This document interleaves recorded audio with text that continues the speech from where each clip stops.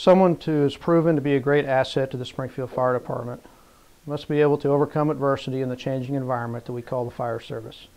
He's just someone that rises to the top as being a truly positive person. He always speaks favorably of his family and his faith. He is an outstanding officer that was a lot of fun to work for. When you're around him, you kind of want to be a better person and rise to this example that he sets for the rest of us. You know, the Fire Officer of the Year should be a good person.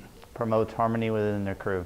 Remains calm in every situation, whether it's a big fire or small fire. Someone who's responded positively and constructively to some of the biggest challenges that we faced over the past years. Fire Officer of the Year should be someone who eats a lot of ice cream sandwiches.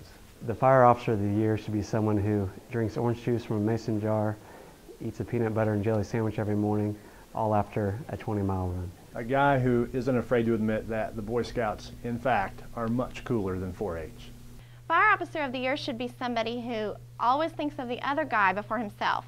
And who is willing to work for other people. And loves his kids. And will take his guys out to Andy's frozen custard. This year's Fire Officer of the Year, and he's going to hate us for a really long time for making him come up on stage because he likes to stay behind the scenes. But this year's Fire Officer of the Year is Captain Steve Stinnett. Steve Stinnett. Steve Stinnett. Steve Stinnett. Steve Stinnett. Steve Stinnett. Captain Steve Stinnett.